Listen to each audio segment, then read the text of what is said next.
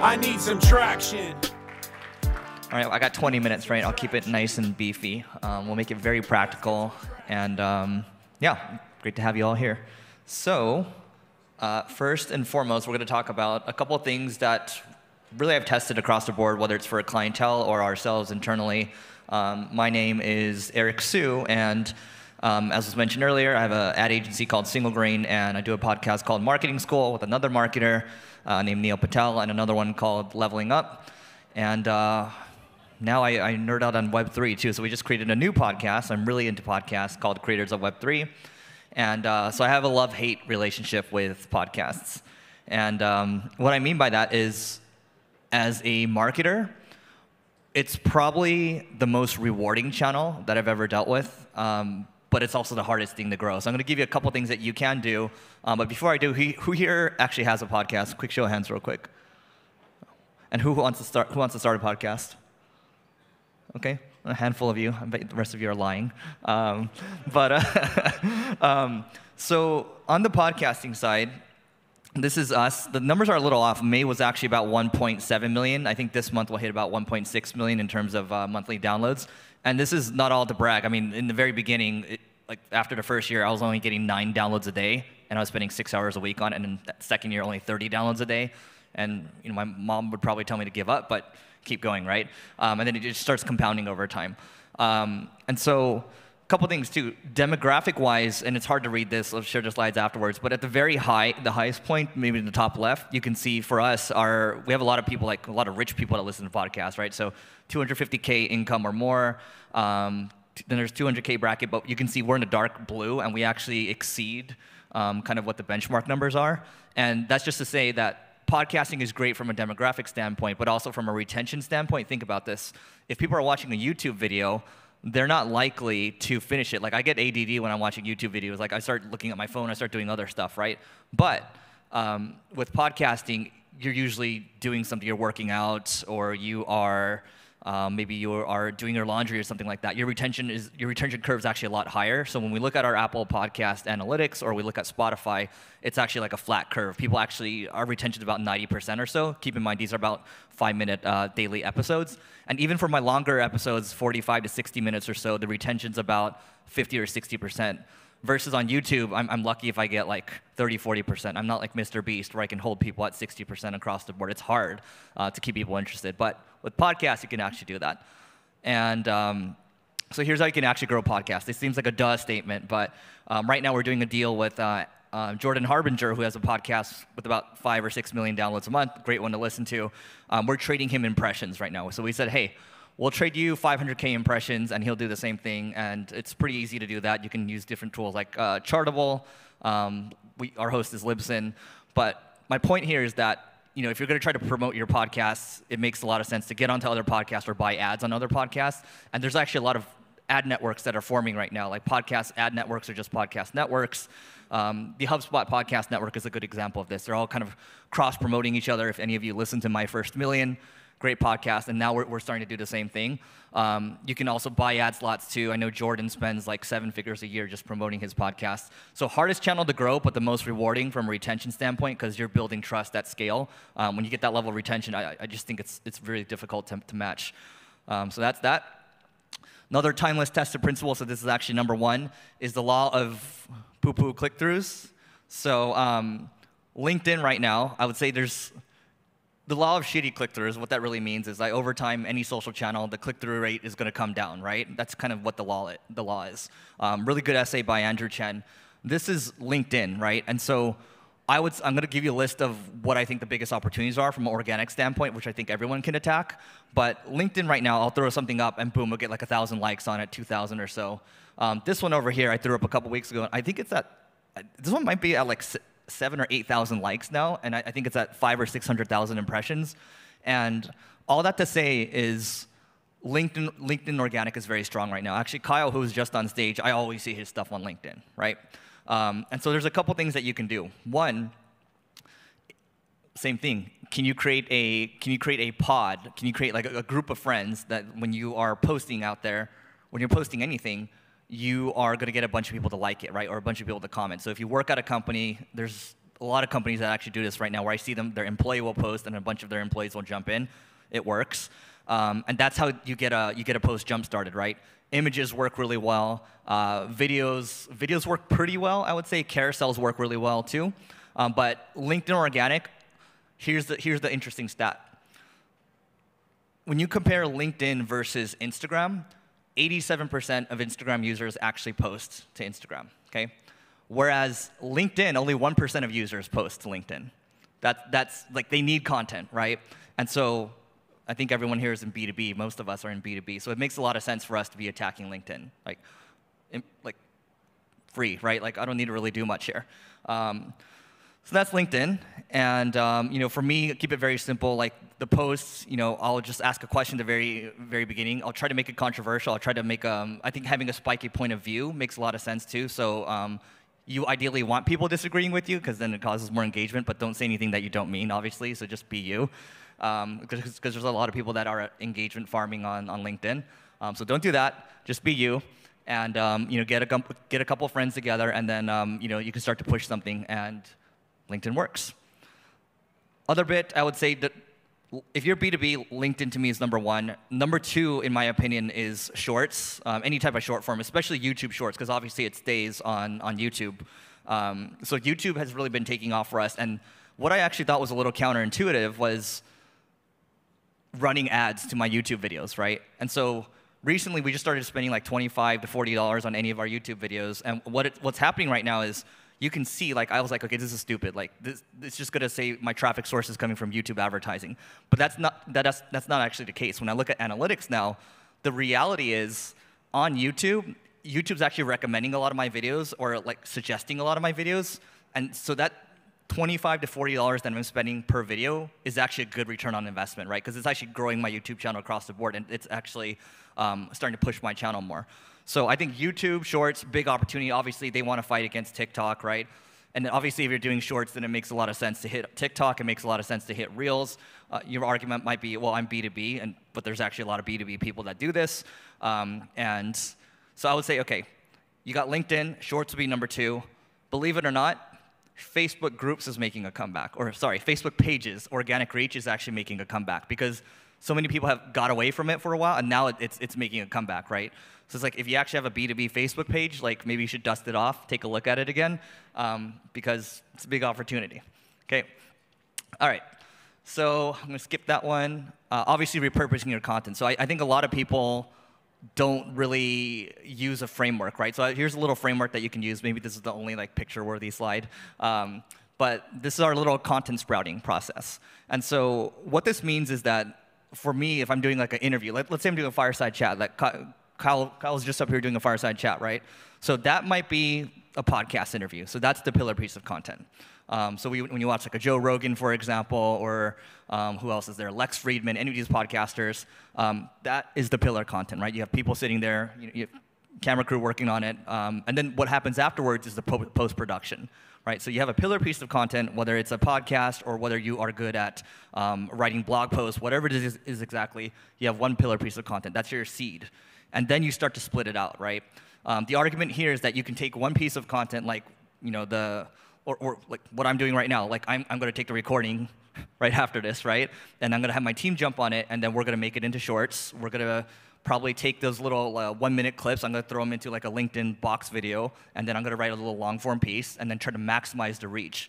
And so here's the other thing, too. Like, it sounds like this stuff is expensive. Like, sure, it's going to cost you money to do so, but this is one of those things now where not many people want to talk about this, but this is where when you actually hire people offshore from like Upwork, and I hate like that I'm even saying this right now, but we've been hiring people off of Upwork that are really, really, really good at shorts, and like, our test is very, it's just like, hey, like, here's the video, chop it up, let's see what you got, give us an example, and then if we like it, then like we'll hire you. And we actually, like, really quickly within a weekend, we hired like 4 or 5 editors, and it's like $10 or $15 an hour or something like that, and we just pay them per video, right? But not many people talk about this, but everything you see there, like, at first I was initially a little hesitant. I was like looking at everyone's shorts, their reels, I'm like, man, this is so high quality, and then you realize, oh, like, a lot of people know how to do this stuff, and a lot of people would kill to do this stuff for you. So that's that. I'll go a little faster because I'm running a little low on time. So building for the long term. I talked about YouTube a little bit, but one of the key things, I'll talk about one of the key mistakes I made with my YouTube channel, where it's finally getting back on track now, is that a couple years ago, I would talk about marketing as an example. And some of my videos would get 5,000, 10,000, 15,000, or like 200, 300,000 views or so.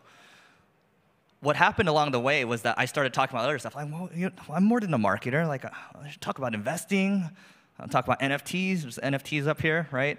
The problem with that is the YouTube algorithm will punish you for trying to act like you're, it punishes you for not focusing.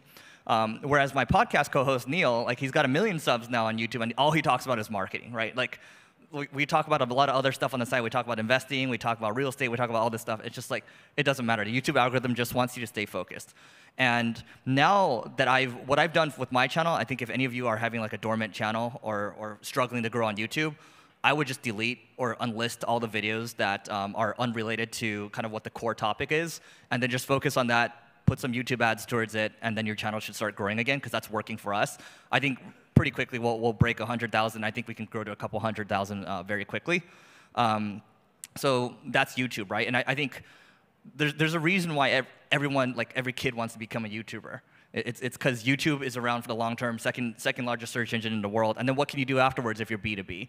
You can retarget people. And here's the thing: I don't see a lot of B2B companies that do YouTube pretty well, for whatever reason. But when you study the best YouTubers out there, when you study a Mr. Beast, when you look at what's going on, I would really recommend looking at Colin and Samir. They study the top creators. Look at what they do, and even if you emulate 20 to 30% of what these top creators are doing, you're going to be better than all the B2B companies out there, because people are just not doing this stuff, right? It's like the problem now is the world that we live in.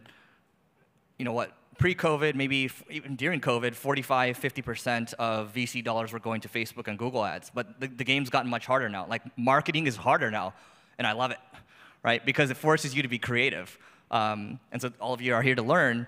I think if you want that leg up, like, it does require, like, I think the two things that are going to separate the marketers are data and creative, right? You have to be pretty creative with you have to understand your data really well, and you have to be very creative, right?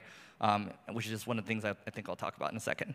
Talked about that, but obviously you're here for an in-person event as well. But what I do with my in-person events is, so I do like a little founders mastermind called Leveling Up Live, and what I really enjoy doing, like, you don't need to throw a big event like this one. This is a great event, right? Attraction, right? But the way I started out with my events was I started out with a little dinner, and this is when I was broke, and when I was like 25 or 26, like we ate like a bag of chips at my home. So you slowly level up, and you don't have to pay for everything. You get people to come over, maybe get people to bring their own food, right? And you just have a little mastermind. And there's one of my friends has a nice PDF on how to throw a mastermind. It's called Mastermind Talks. Just Google this, Mastermind Talks. Just Google Mastermind Talks Jason, and then you'll find like the PDF. But basically, I started out with dinners, and then slowly leveled up to other dinners, like paying for like larger dinners in private rooms, and then it started to become larger events, right? So this is an example of a dinner I did recently, and the way I do it is like you got to think about your approach and how you deliver. And so for me, when I throw these dinners, I'm not trying to like collect leads. I'm not trying to like get clients. I'm not trying to say, hey, like how are you doing with this, right? Because people can smell it from a mile away the moment you start to try to sell them, and like, genuinely, it's not my goal. Like, my drug is I get a lot of value from connecting with people. So anybody, happy to talk to you all afterwards. But relationships are the ROI, right? Like, long term, no matter what, like you do these things. Like, I just like hosting, like this dinner over here that I did in New York. This was during NFT NYC, and yeah, sure, dinner costs a couple $1,000. But at the end of the day, like, the magic that happens from these dinners, all these collaborations that happen, it's worth it, right? That's my opinion on it. So the other thing too is, maybe you don't have to pay for it. Maybe you can get people to sponsor the dinners, right? Because I'm too dumb to do that. But a lot of people get people to sponsor the dinners, and the costs are covered. Like, it's a win across the board. So look, again, you can host a happy hour, you can host a dinner, you can host an event like this, which is what I'm doing. Look, I guess I did that. Brought the show down. But shifting your mindset, instead of like trying to become the most interesting person in the room, just being interested, right? And that's the quote that's always stuck with me. So that's that. And one final, well, I think this is my second to final point. So there's really only one thing that matters the most when you're running ads. And I'm assuming everyone in here is still running ads, yes? Yes? Cool, I can still kind of see you. So real quick, you can just blur it out if you want. What do you think is the most important thing when it comes to your ads? Is it click-through rate? Is it conversion rate? Cost per click? Like, what is it exactly? Anyone feel free to blurt it out. CPA? Okay. Conversion? One more. Cost per acquisition, okay. So this is the most important thing. Oh God, my slide's doing this thing. Hold on. Okay, so it's hard to see this, but this is one of our clients, Echelon Front, and in the very top left corner, this is their Facebook ad library, right? And you can see that they're running 220 ads at any given time. This is another one of our clients called Belay Solutions. They're running 120 ads at any given time. I would challenge you to take a look at how many ad creatives you're running at any given time, whether it's on LinkedIn, whether it's on Google, whether it's on Facebook, whatever channel, Meta, Alphabet, whatever you want to call them.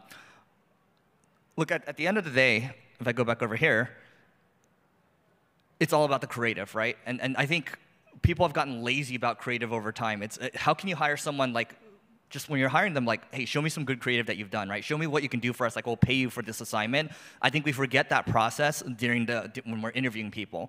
But yet, like, that's one of the most important things. Like, we hire a lot of doers, like a lot of tacticians, but you need the strategic thinking. You need the creativity. Otherwise, you're going to get the same results as everyone else. And that means poor click-through rate, which affects all your down-funnel conversions, affects your CPA, affects your CPC, affects all those numbers, right? If you can't get that part right, then it's just not going to work. And using the AIDA model, right? This is kind of old school copywriting, old school sales, right? The first thing is, what does the A stand for? It stands for attention, right? So how can we get people's attention? How do we hook people? I mean, I didn't want to use this example, but those of you that have heard of this Andrew Tate guy, he's like growing, like love him or hate him, right? But this guy's a walking highlight reel because everything he says will grab your attention. And like some people really hate him, some people really love him, right? And that's why he's more popular than I think anybody else in the world right now if you search on Google Trends. But what works for him, by the way, I think like love him or hate him, that's one thing, but I think what he's doing from a marketing perspective is genius. And I think I might just end on this point, and I'll talk about the acquisitions point. So if you follow this guy, he makes very crude comments. And what happens is he puts people through his training. Like he's going to teach you how to become like a marketer.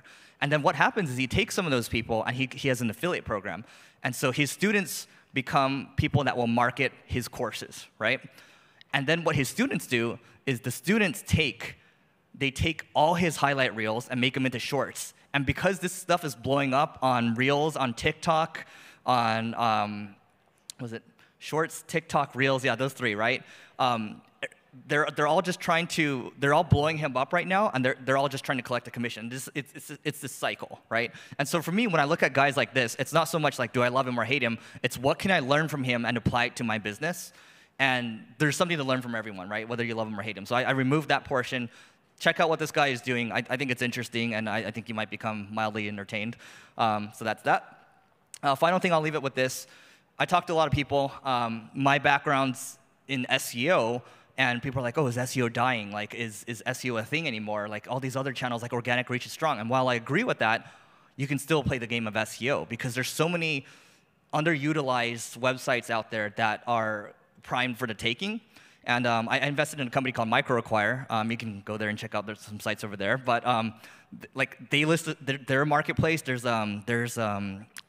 FE International. There's Empire Flippers. There's a lot of these websites that are out there that list these sites available for sale, right? And my point of saying all this is that you can buy a website that's getting a good amount of traffic. They might even have an email list. They might have other assets as well, and they're generating cash flow.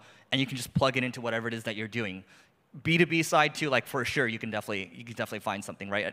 I would recommend using a tool like Ahrefs or Ubersuggest to find out people that are competing in your niche, and then I would just try to figure out how you can buy these websites, right? So, and by the way, you don't even need to have a lot of money. And maybe if you raise money, you could just buy it directly. But this I'm going to skip over. Like this is maybe we can talk about this later. But you can basically finance these websites for almost no money down, right? And I'll just give you an example here. So if we start. Let's say you're a pet SaaS business, and you're doing $3 million in ARR. and you come across a website that gets about 500,000 visits a month, so it's pretty significant. And they're doing about $1 million a year in revenue and 200K in profit, so that's at the bottom right. So the way you can structure this deal is if they're doing 200K in profit, well, then you can buy them for 3x profit, right? And then what you can do is you can say, hey, you know what? I'll put 10% down to buy this deal. Okay, so you put 60 grand down, and the rest of it you can seller finance it. You can use a loan or whatever, and you can actually defer the down payment. Say, hey, I'm not going to pay you this 60 grand down payment. I'm going to wait maybe 30 to 45 days or so, and you actually end up paying $0 out of pocket, right? Maybe you can get someone else, like your mom or something, to finance it, right? I'm just joking. So my point of saying all this is that, look, you don't have to be fancy. You don't, oh my God, I'm doing M&A. Like, you can do this yourself. It's practical. And as marketers, I think we need to start to think a little more creatively. And this is part of it. Like, creative is the one thing, right? Like, we can be creative with how we acquire more traffic. Like, we can own this traffic. And we don't need to be, always using these other ad platforms out there. Like, that's kind of how everyone else is doing it. You have to be creative. You have to go into a blue ocean and not go where everyone else is competing. So that being said, that's it from me. Hope you enjoyed this, and I'll be outside if you want to talk.